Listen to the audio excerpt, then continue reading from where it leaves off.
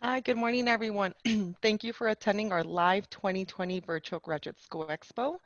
We will soon begin our first session with the CSUSB Office of Graduate Studies. Again, I want to welcome and thank you everyone for attending our live 2020 Virtual Graduate School Expo.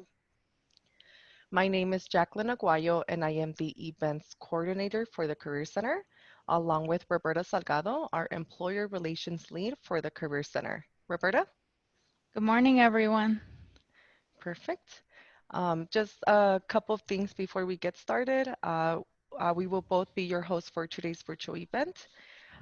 This live webinar will be recorded and will be shared by your student email, and the videos will also be available in our Career Center's YouTube channel.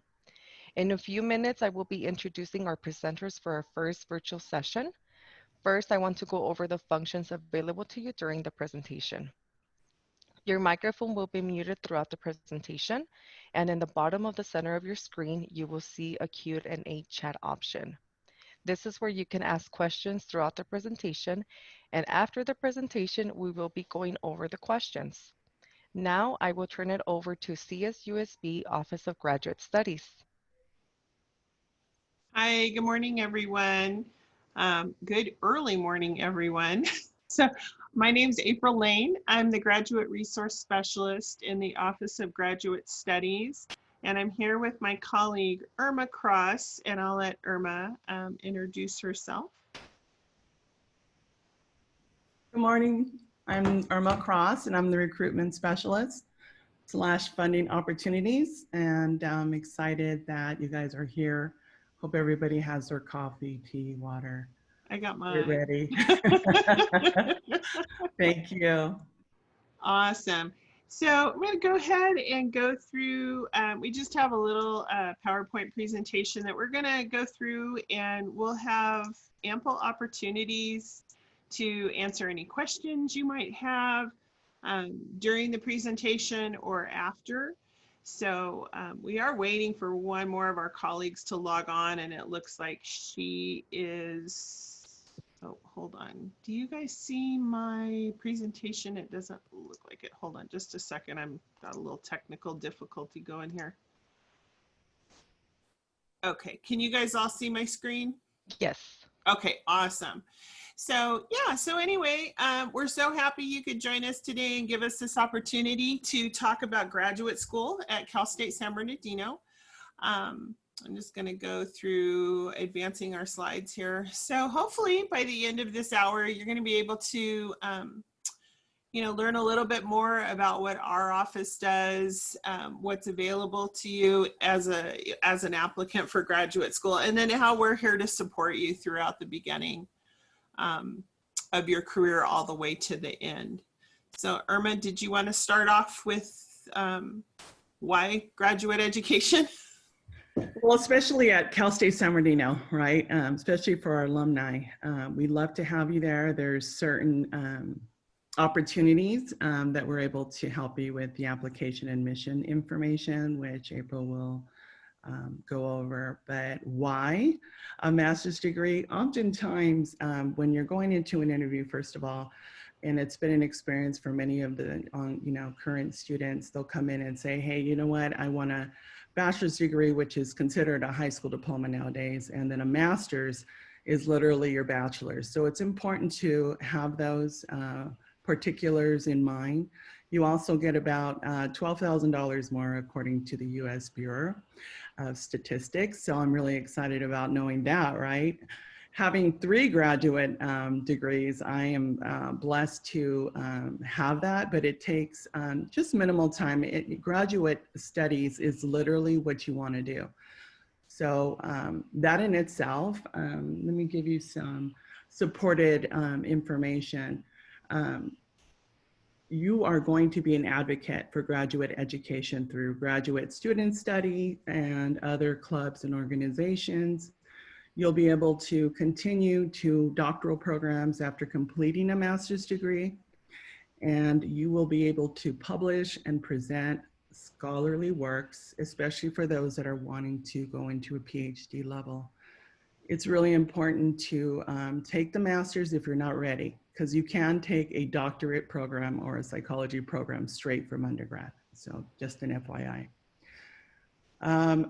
You will most likely get employed because of the fact, for instance, the psychology program, you want to go into more of the MFT, you're going to need to go into a clinical psychology program. There's so many individual programs that I can go over. Another one is a credential program. Having that master's with it is another 10,000. Okay, next slide. And anybody that's not quite sure, an MFT is a marriage and family therapist, which is a certification that you're also eligible for sitting for that exam once you've completed some of the degree programs at Cal State. Thank you, yes. The undergraduate, again, is an experience about learning. My daughter is definitely excited, but I told her, I said, this is just the first step. And she's like, oh no, especially for information about, she wants to go into criminal justice. So with criminal justice, oftentimes will go into a master's in public administration. So I'm there to assist through that career kind of information. And that's what I do. Kind of get you through the programs and assist with certain programs that you may want to do. And I get excited doing that. So we kind of went over the graduate education about doing research and such, and creating and innovating, making yourself out in the community, making that opportunity, having those credentials behind your name. I know that I utilize that, especially in education. It's important to have for instance, the MHRM, which is a Master's in Human Resources. Not here, but they do have the Psychological Industrial Organization, which is the new HR degree. That said, you want to get to the next slide, April? So we do have 50 graduate and certificate programs across 5 colleges, which is absolutely wonderful. The Arts and Letters has the English and Spanish and many more, which I can go over. The Business and Public Administration, we have our MBA and our MPA, which have the cybersecurity. And for instance, if you're looking for entrepreneurship, marketing, maybe you're a communications major and you don't know what to do, I can go over that as well. Now your natural sciences, you have your biology and your different programs in the sciences. So if you want information about that, I can go over that. They also have the nursing program, which is our master's, a program in that. It's just usually the RNs go into that particular program. Then for the social and behavioral sciences, our most popular degrees are clinical psychology. So for those that are interested, that are psychology program interested and have graduated with a psychology program, it's often really important to have that information and think about getting that clinical so you can get licensed.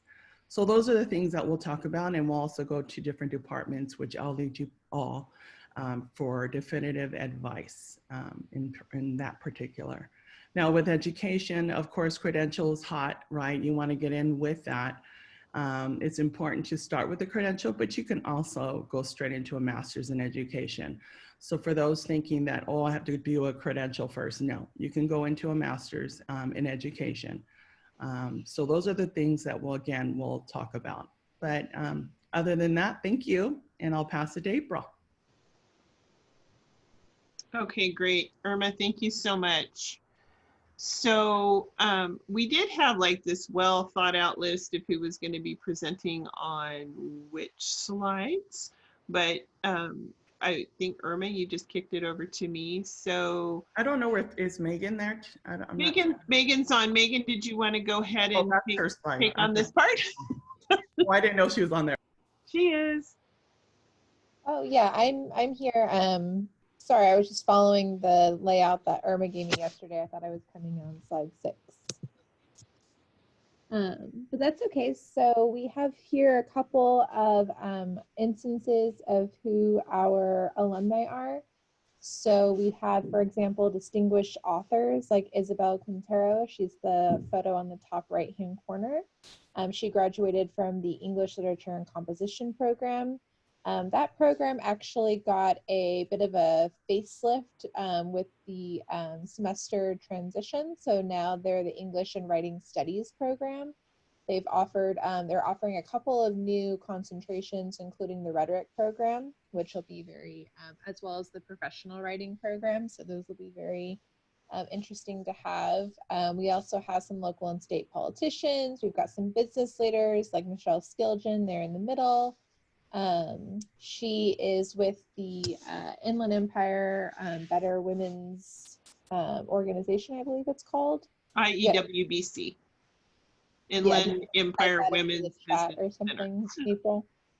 Pardon? You want to just type that into the chat or something? Sure. We've got some educational leaders, and we've got some performers, community activists. We've all had I believe, a weekly discussion in the last couple of months on race and policing, and a lot of our community activist alumni have come back and have participated in those conversations, not just with other people on campus, but with community leaders, some state politicians, CSU police chiefs. So those conversations have been very productive and have welcomed a lot of our alumni back that are doing a lot of really great community program and outreach work. So lots of really great alumni that we have coming out of CSUSB at the graduate level. Yes, awesome. And it's such a great opportunity for when you do receive your master's degree, your credential, or even your doctorate, to come back and be able to really give back to the communities that, you know, have helped. You know, I know for me, giving back to the community that helped me get to where I am, it's incredibly rewarding. Did we want to continue? I am. So I'm going to go ahead. I'm going to jump into some financial opportunities. This slide is an overview of many of the financial options we do offer to graduate students. I've made just a little bit of an overview of what we're going to be talking on this slide. So just a quick overview, and I will be happy to talk to you more in the chat if you have questions, or if you would like to reach out to me, I can give you a little bit more in-depth information about these different financial opportunities that we do offer our incoming and then continuing graduate students. But we only have an hour. So for the sake of time, I just made this little overview of information that's on our website. All of this can be found on our website under financial support. So basically the Graduate Equity Fellowship, and it looks weird because my camera's on one screen and my presentation's on another. So if I'm not looking directly at the camera, don't be offended, please. We do have the Graduate Equity Fellowship, which is basically, it's a fellowship that's offered by all CSUs, but we have a little special part of our Graduate Equity Fellowship. But overall, it seeks to increase diversity of our students completing degrees through the CSU. We're hoping that those Graduate Equity Fellows will continue on to completing a doctoral degree, and then possibly coming back and considering a career as a faculty member at a CSU. It is eligible. Eligibility is based on basically income, and also helping students that provide letters of recommendation and their statement, personal statement, to indicate that they really do have what it takes to succeed and how they've overcome challenges in completing their degrees and getting to where they are. This is applied for through the Cal State San Bernardino scholarship portal. I don't know if those of you in attendance have completed scholarships through that portal, but this is actually open when that portal opens. There are some specific requirements. For this upcoming year, we don't have the dates, but typically the date it opens is around January 1st and closes around March 2nd. Sometimes that deadline's extended. We just don't have those dates yet. But basically, to be eligible for this fellowship, you have You have to be a resident of California or have an AB 540 affidavit on file. You have to be admitted to be in the process. You have to be admitted to or in a master's program at CSUSB by the date of the award, which is usually fall. You do have to have a financial need. You do need to be enrolled in at least 3 units, which is half time in a graduate degree program.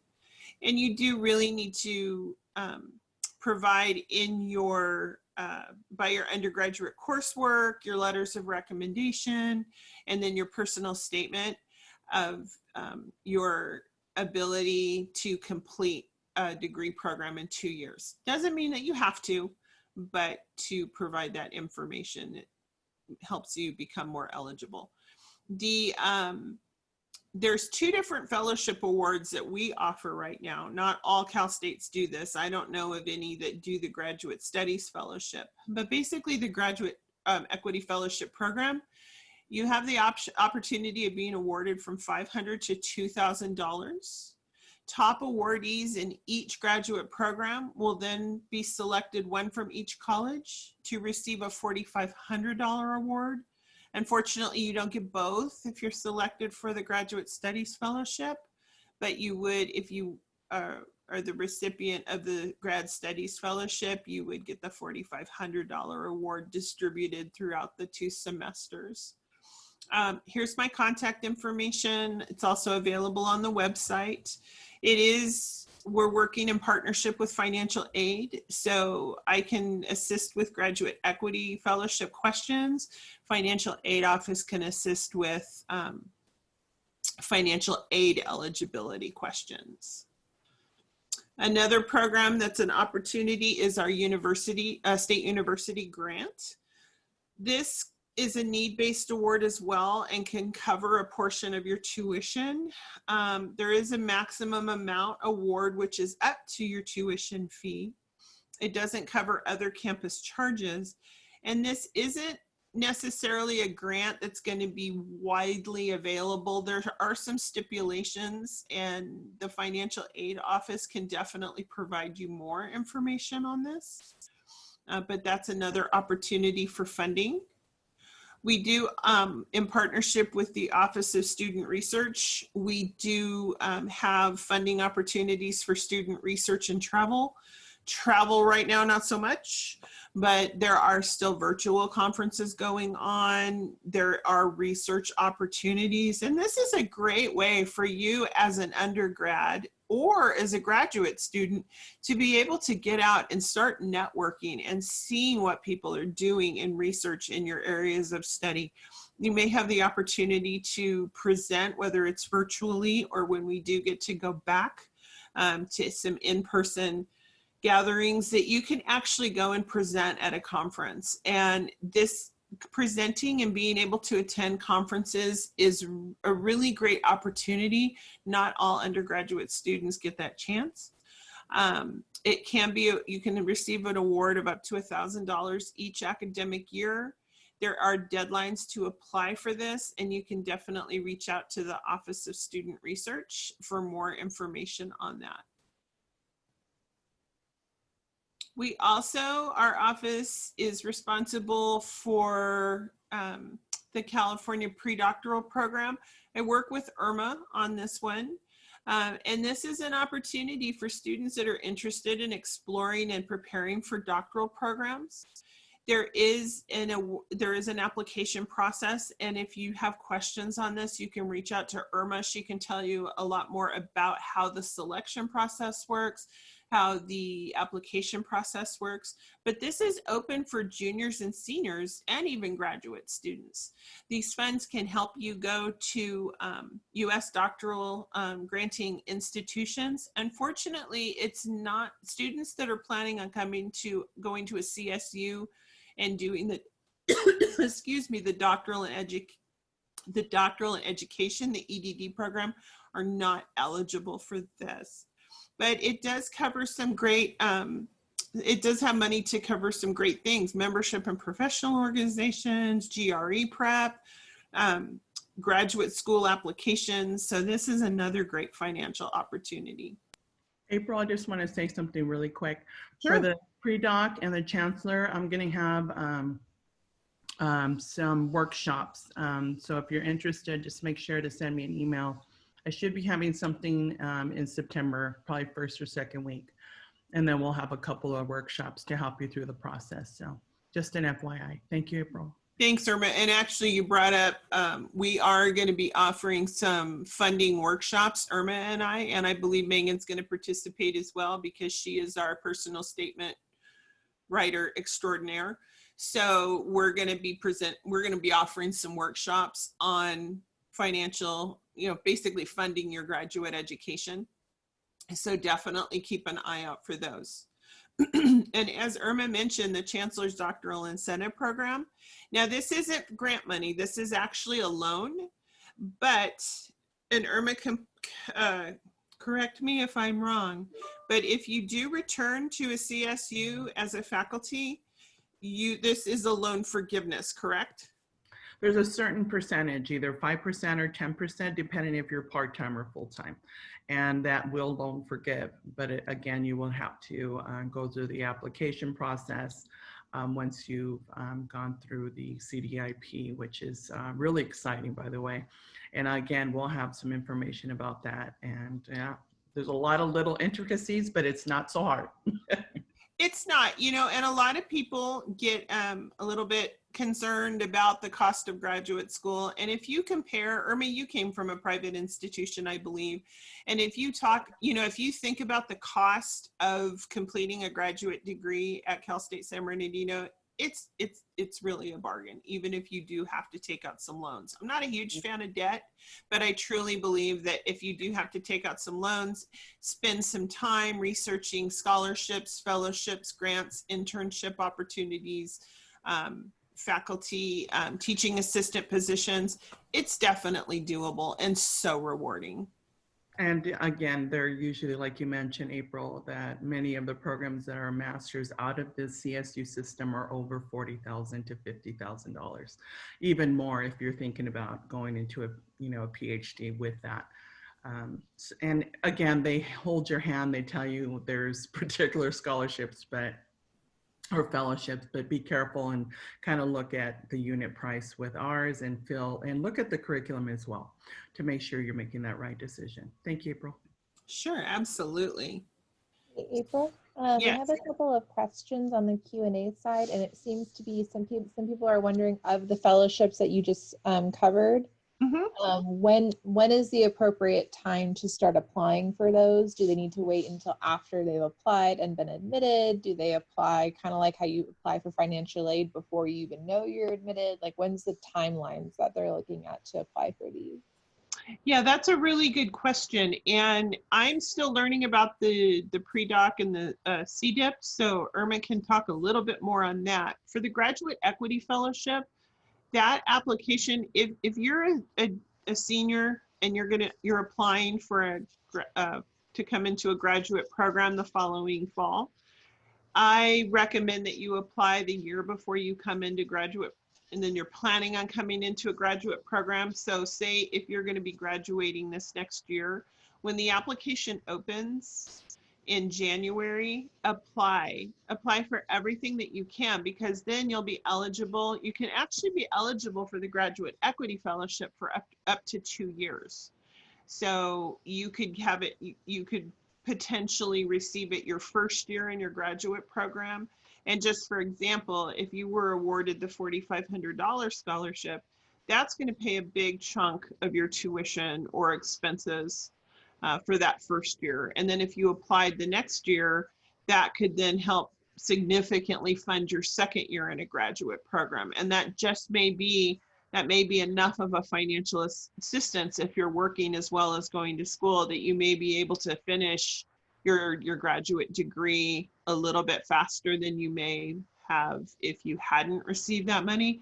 So apply for I always recommend apply for those scholarships the year, like in January for the upcoming fall term. But you can apply for them anytime. You just have to be admitted into a program when the money's distributed. So for example, if you apply this coming January, you would have to be admitted into a graduate program the following fall, so fall 2021. Hopefully that makes sense. The state university grant is based on you filing your FAFSA. You don't actually have to apply for the state university grant, but the financial aid office manages that grant, so they can definitely reach, you can definitely reach out to them. Research and travel, that's just a yearly thing. And if you're going to be participating, definitely reach out to Office of Student Research for more information. Irma, did you want to touch on deadlines for the doctoral incentive and the PreDoc? Yeah, for the PreDoc and the CDIP, the Cancer's Doctoral Incentive Program, both of them are in tandem. So we start the recruiting sessions September through the beginning of October. And that's when we start working in regards to figuring out if you're admissible. After that, we'll talk about the workshops and how to finish your application and making sure we can send it beautifully. So that's where I come in. So I help as much as I can to get you through this, okay? So definitely look out on our website to see what the upcoming PreDoc and CDIP sessions are. And I'm excited to meet with you guys, whoever's interested. And again, the PreDocs, junior and seniors, and up, the ones that are masters now, or for those for the CDIP, it's for those that are going to ED, the educational doctorate, or you can also go to another PhD program. And as long as you are, keeping a tab and we see that it's a particular university, that helps as well. And there's certain majors. So there's a lot to think about. And again, don't worry, I'll go through that. And so, yeah, thank you. Okay, great. So Megan, are there any other questions right now? There are not necessarily financial based, but I think we can go ahead and address them anyway. We have someone that's asking about if they wanted to apply for something to do in human resources, would there not be any like options for them here at CSUSB? Like Irma mentioned, we do have the industrial and organizational program through psychology. So if you are currently getting your undergraduate degree in human resources in the business department, you may want to think about doing the industrial and organizational program in psychology. So depending on exactly what you want to do professionally, we would advise meeting with their program coordinator to see if that's the kind of vocation that they're able to send their graduate students of that program on to do. So the industrial and organizational program would be the closest that we would have to mirror a formal HR program. But the industrial and organizational might be something that's a little bit more flexible than just specifically HR. It might be able to give you a little bit more professional opportunities to be a little, if your degree is a little bit more fluid. So hopefully that answers that question. Let's see. Who can I contact if I want more info on a master's in public health? I really don't know where to start. Okay, so the page that you'd want to be looking at. So April, did you want to maybe go on to the page that has our program coordinators on it so they can see where to go to start exploring where the coordinators are listed? Can you see this? Yes. Okay. So you're going to go under the prospective student tab, and then you'll go based off of which one you're looking at as far as doctorate or master's or credential, blah, blah, blah. So you'll click on master's. And then you'll scroll down to public health. They're all listed alphabetically. And then if you scroll down again, it gives you a little bio about the program. It gives you the program coordinator, which is Dr. Michigani. You also have her direct phone number, her email address, less kind of relevant right now, her location on campus, but since we're virtual, the email and the phone number will be the most helpful for you. It talks about the application requirements of what you need to submit as part of that application. It also includes the application deadlines. So as you can see, the next available one is fall 21, which will be due on May 1st. And then it gives a little bit more application details about the kind of requirements that they need for that particular program, as far as the letters of recommendation, their personal statement, the writing sample, things like that. So, and you can utilize this page for whatever program you're thinking of doing. So if you are interested in grad school but not quite sure where to start, this page is the ideal spot to kind of sift through what we do have. And then maybe make a wish list of like, okay, so these 3 programs sound, you know, engaging to me. And then maybe you set up a meeting with Irma and say, okay, what do you suggest based off of my wish list, you know, and, you know, what do you recommend? And then maybe, you know, get that down to 2 programs, and then you can reach out to their program coordinators and, you know, set up meetings with them to see which would be the best fit for you. So that's a really good place to start. I also just wanted to point out, excuse me, Megan, that each one of the programs that you click on the drop down below the program coordinator information, you can also be linked directly to the department page, which gives you more information about the program and talks about what's happening with the current cohort. And then you can also have access to, you can go right to the MPH bulletin if you want to learn more about the program and how you're advanced to candidacy, requirements for graduation, and then you can see basically a step-by-step of core courses, electives, and then culminating experience. So you can kind of see, and then if you want to click on that, you can see what the different classes are all about. So some of our staff has put a significant amount of time into setting up these pages, and every program we have on here offers that same information. So we encourage you to definitely take a look at our website. We have some great info on here. So before you move away from that page, April, we have a couple other questions asking, is there a program for a school guidance counselor? Yes, we have a couple of different programs that could fit that description depending on what it is you actually want to do. So yeah, so April is scrolling down to, we have a school psychology program, we have a counseling and guidance program, and then we've got a couple of credentials that also speak to school counseling, specifically I think our PPS credential, if I'm not mistaken. So there's the counseling and guidance one. And then if you go up to the credentials, we've got a couple in there as well. So as you can see, yeah, there we go, school psychology one. And then there's also, I believe there's one, is it the preliminary service one that goes into, oh no, that one's for admin positions. But yes, so we do have different counseling programs available, both in the psychology department as also education. So feel free to take a look through those. And then we have someone that says, is there a way to incorporate both master's and credential at CSUSB? That's most popular in the education department, specifically if you're doing like a special education program and like to tack on like a mild moderate credential or a moderate to severe credential on top of that. But yes, there are quite a few in the education department where you can combine a master's degree with a credential. So yes, that is absolutely possible, most often through College of Education.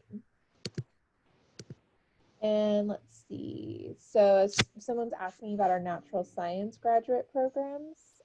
We do have, they're not really set up on this page by college. So off the top of my head, the ones that would be in natural sciences would be biology, geology, earth and environmental sciences, computer science, which doesn't always make sense to me why computer science. Me either. Natural sciences. Let me think. Public health, health services, Health administration, services, admin, nursing. So math. yeah, we've got quite a few that, yeah, again, math. I don't understand, but okay. But yeah, so we do have quite a few that are going into the natural science field, but you just kind of would have to look specifically like on this list and go through them that way. We don't have them broken up by college necessarily. You can also do a search for college and natural sciences, and then it will, you'll see the different programs available through the college. And I have particular fact sheets and brochures that I can send to the Career Center that have all the programs other than the website. So just an FYI, okay? And then the last question that we have so far was going back to some of the financial assistance programs. They were just clarifying that if we apply for the financial assistance program in January, we must attend in 2021. So yeah, so however you, for whatever term or year you're applying for that financial opportunity, you would have to apply and be accepted for that year. So if you were to, let's say, apply for a financial program for the 2021 academic year, but you weren't admitted for the fall 2021 academic year, you wouldn't be able to put that financial opportunity on hold. I think someone's mic just went on. Mute them. So yeah, the financial opportunities that you are granted are not transferable. So you would have to attend for the year that you applied for that assistance. Yeah, so you do have to be enrolled for the term that the money would be distributed. And then I'll do one more question, then we can get back on the PowerPoint. What is the difference between an MA and an MBA? So an MA is a Master of Arts. An MBA is a Master's in Business Administration. So there are MAs in the, call it the CBPA college, but there are not MBAs outside the CBPA college, if that makes sense. So business administration will only be in the MBA program. The MBA program is the only one that offers an MBA. The MAs are scattered throughout the different colleges. Usually you're getting an MA, which is a Master's of Arts, a MS, which is a Master of Science, an MBA, which is a Master's in Business Administration. We've got a couple that are the MSA, Masters of Science in Accountancy. So the sort of the credential abbreviations can be a little bit confusing, but if you navigate to that page that April was on with the different programs that we offer, it tells you exactly what type of degree it is. And Megan, I just wanted to point out that a couple of us have added the link to the Office of Graduate Studies website.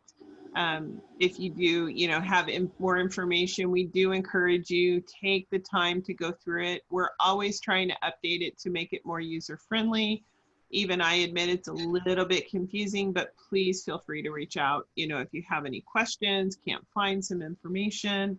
And once we finish up the presentation, in assuming we have a little bit of time left, we can give you a little tour through our website and answer any questions. Okay, well, let's go ahead and move forward in the presentation just so we don't run out of time. Yeah, no, absolutely. So, we do get questions on how does this application process work?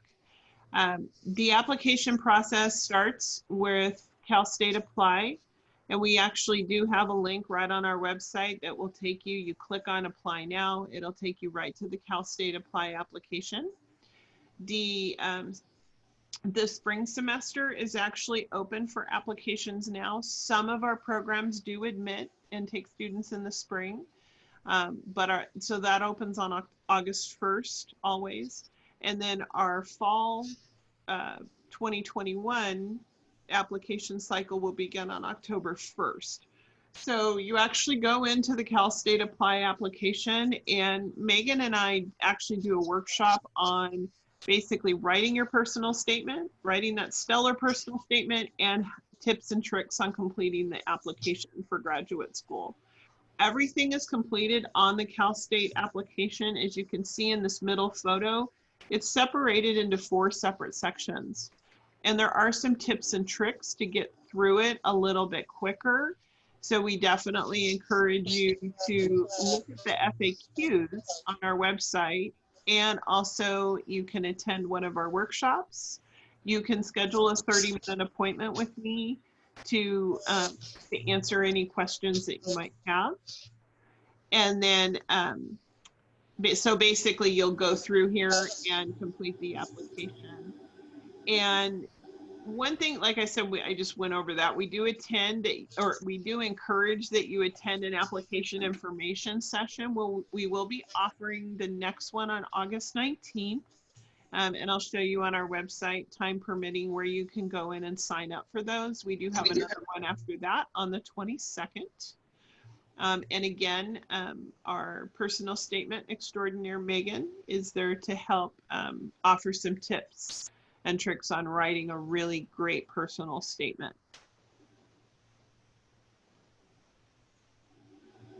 So I'm going to bring the website back up again, because we do have, so the university overall, to be admitted into graduate school, it's basically a two-step program. You apply through Cal State Apply, your application comes into our Office of Graduate Studies. We review your application. If you meet the minimum 2.0 GPA requirement, you're in good standing at your last institution attended, you're admissible to through graduate admissions. However, there are programs, and the majority of the programs that we offer do have a higher GPA requirement. Most of them are 2.5 or higher, or I'm sorry, 3.0 or higher, but it is up to each individual program. But for the first step is to have that 2.5 GPA minimum to be admitted into graduate school. We do have some different ways that we can calculate that 2.5 GPA for a prospective student. And as I mentioned, keep in mind that some of the programs do require a little bit higher GPA. And I am just going to pull up where you can find all of this information from our homepage. If you hover over prospective students, as Megan had pointed out, our different programs are here. We do have a whole column on how to apply, and then we have admissions requirements. All of these link to really great information. The prospective students FAQs does answer a lot of questions that you might have about the application. But the admissions requirements, as of right now, for standardized testing, most of the programs have waived the standardized test requirement because of the COVID-19 situation. As we move forward in that may change, but as of right now for fall 2020, most programs did not require it. But as I mentioned, for the GPA requirement, there are a couple of ways that we can calculate. So if you have a bachelor's degree and your granting institution, if your GPA of 60 or more semester or 90 or more quarter units is 2.5 or above, that you're admissible.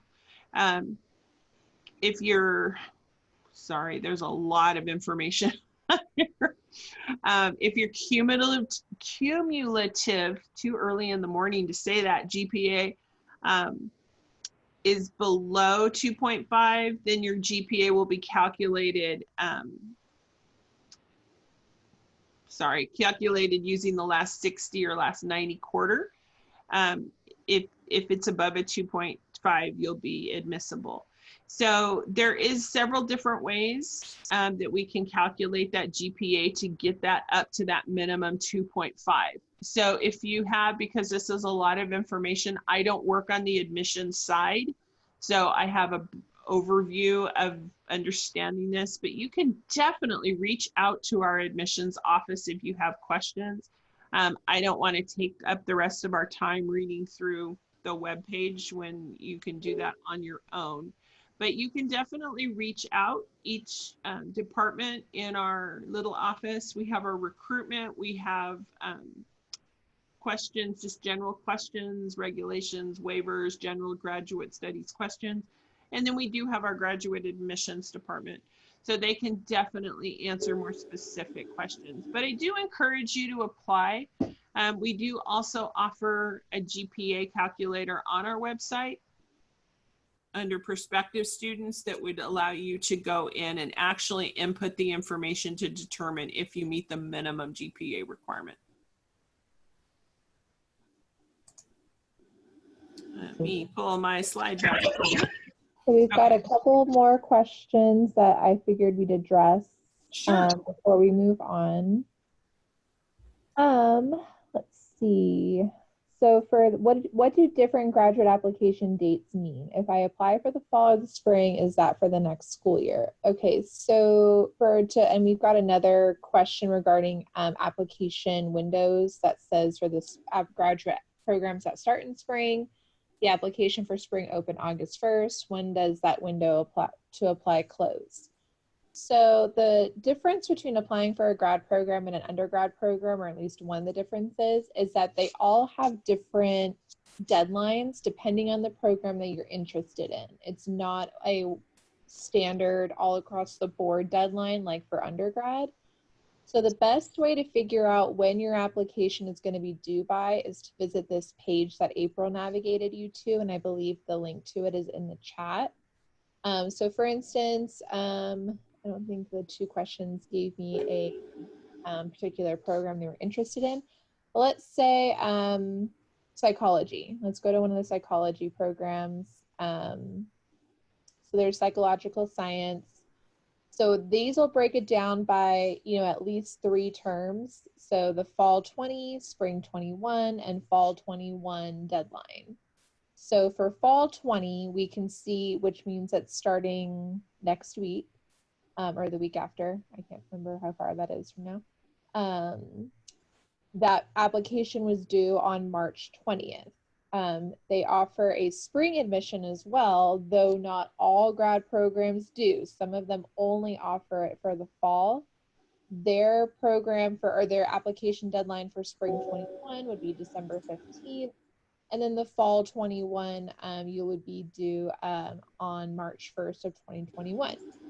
So if you have a program that you're interested in, like I said, or a couple of them that are on your wish list, the best thing to do is to go onto this page and take note of their application deadlines and then who their coordinator is. That's going to be the best, first step in getting, yourself oriented for perhaps applying to grad school. So April has brought up the clinical and counseling psychology one, and then that's an example of one that does not offer a spring 2021 admission cycle. Just dates to keep in mind is applications for fall open on October 1st, applications for spring open on August 1st. And the deadlines that are posted on the website, typically these don't change, but we don't guarantee it. Several programs like clinical counseling psychology, the Masters in Social Work, these are incredibly popular programs, and they receive many more applicants than they can admit. So if they happen to fill up early, the programs can close. We do our best to notify individuals who have applications in the system that have not yet been submitted. Say for example, a program says we're going to close on August 31st instead of September 30th. We're going to notify applicants with in-progress applications as soon as possible. But if we don't know that the program will close, we have no way of notifying the applicant. But we really do our best to make sure that the applicant is notified, because sometimes the programs do close a little bit early if they fill up. So basically get it in as soon as you can after the application opens for the term you're applying to. Okay. So a couple more questions that are on this same vein. If I graduate in the spring of 2021, can I still attend the application seminar in August? Yes. So you don't, even if you're planning to apply to grad school, but you're still obviously getting your undergraduate degree and it's in progress, you can absolutely attend one of our application information session. Most students that do attend those are still undergrads. You don't have to have been graduated in order to attend an application session. So as soon as you identify which program you're interested in, figure out, okay, when is my application due by, figure out who the program coordinator is, and send them an email and start a conversation with them. You can figure out, okay, if my application's due by here, I want to make sure it's done by this date, so I'm going to schedule, a slot for an application session on this date, and that would be totally acceptable. We have someone that's asking, is there a class where I can study for the GRE? So actually, the Office of Student Research offers a GRE summer prep course. It's extremely competitive to get a slot in there because there's so many people that want a slot. So they are still doing it this year over summer, just because even though for fall of 2020, there's a lot of graduate programs that even outside of CSUSB that have waived the GRE requirement for admission because the testing centers are closed. That doesn't necessarily mean that they won't still be closed in regards to spring 21 application admission times. So they're still hosting they're in the process of their GRE summer prep course right now. But if that's something that you're interested in, we would definitely contact the Office of Student Research. Maybe April or Irma can put in a link into the chat to the OSR webpage, and you can try to make sure that you monitor that sign up option to make sure that you can get a spot in the OSR GRE summer prep program. What does graduate programs mean? Sorry, I've always been confused by this. That's okay. So it's funny because the English language can be a finicky one, and there's the term graduate, which means I'm graduating, and then there's the term graduate. So graduate means that you're going on to graduate school.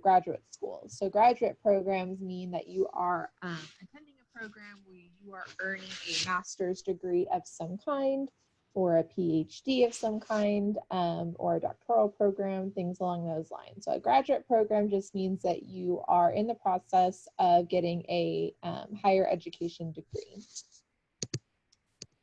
And just so everybody that's in attendance knows, if we're not able to get to one of your questions, if somehow we missed it, or you have a question that you didn't want to ask right now, definitely feel free to email gradstud@csusb.edu.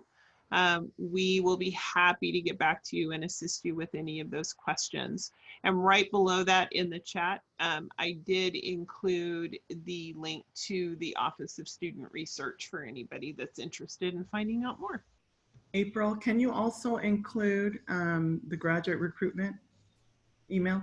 The email? For those, yes, for graduate recruitment department. Sure. All right, let me grab that real quick. And then Megan, I believe you are now on deck. But give me just a second. I'm just going to throw this in the chat real quick. I know we're running a little short on time. So, all right, here we go. So we're going to move on to basically how has COVID-19 changed graduate school? So like I mentioned a couple minutes ago, most graduate programs have temporarily disbanded the GRE or the GMAT requirements for submitting an application for fall 2020.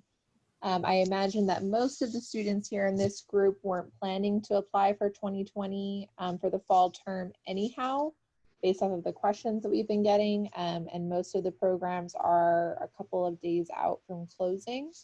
So we've already been getting questions about whether this will continue on into spring 21. And like the theme for the entire year of 2020, the answer is we have absolutely no idea. So it will really just depend on what happens with the COVID-19 pandemic, when we will be able to have the GRE reinstated is when they would either A, be able to start putting testing centers together again, which would make the option for students to even take the test available, or B, if they're able to figure out some way to do that virtually and have it proctored virtually and things like that. So I'm sure those conversations are being had at higher levels than myself. But as of right now, we have no firm distinction on the GRE or the GMAT.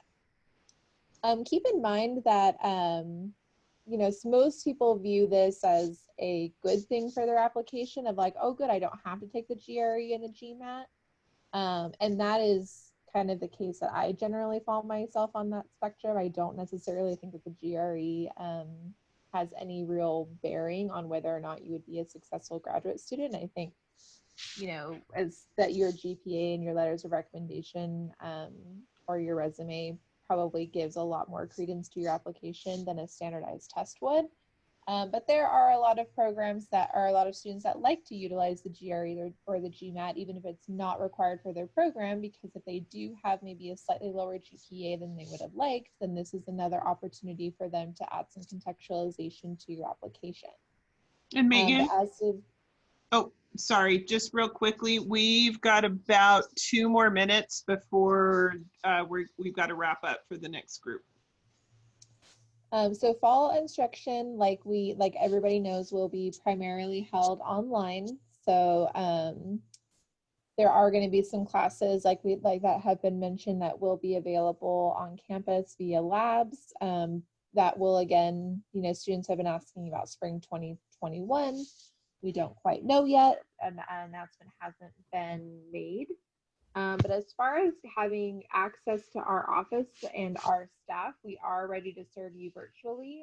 We've been stated, our phones are still, you know, you can still give us a call at any time. We have live student assistants and staff answering our phones. So all of our calls have been forwarded to either a Skype line on our computers or our personal cell phones. So we are available.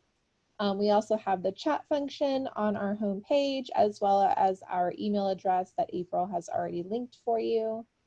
We're still, how is graduate school remain the same? You know, we're definitely still engaging in a lot of student success programs. For instance, I have almost 500 new graduate students that are scheduled to attend their orientation virtually this Saturday. So that I'm still making sure that students have access to programming and student success resources. Academic advising is still happening virtually with program coordinators. We're still planning with our prep program to do various workshops and seminars. So in a lot of ways, graduate school has remained the same. We're just doing so virtually. And then here's just another reiteration of our contact info, phone number, email, and our live chat. Perfect. Thank you. Can everyone hear me? Yeah. Okay, perfect.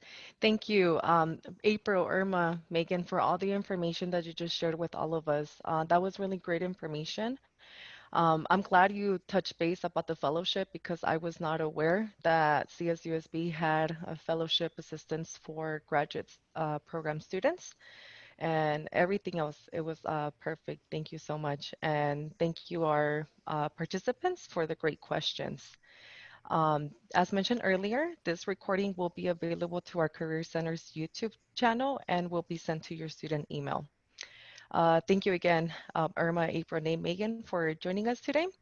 And to all of our participants, before you leave the session, please complete the survey by scanning the QR code on your screen, and your feedback will be greatly appreciated by completing the survey, and you'll be entered to an opportunity drawing to win exclusive Career Center swag items. Um, April, Megan, and Irma, do you guys have any last minute remarks? I would just say, feel free to reach out. We're a small office, but we go above and beyond to help our applicants and our students. So find us, reach out to us, utilize everything that we have to offer, because we are definitely here to support our graduate students and our incoming graduate students. And many of our graduate students are first generational, so about 58%. So definitely come and talk to me about any questions, and don't feel like it's intimidating, because I definitely want to be there for you guys. Yeah, Okay. don't be afraid. Definitely. Thank you very much. And I do want to announce that next at 9 a.m., Roberta Salgado will be our host for our next session with California Baptist University. Awesome. Thank you so much. You guys have a great day. Thank you. Likewise Thank yourself. you. Be safe, everyone. Bye-bye.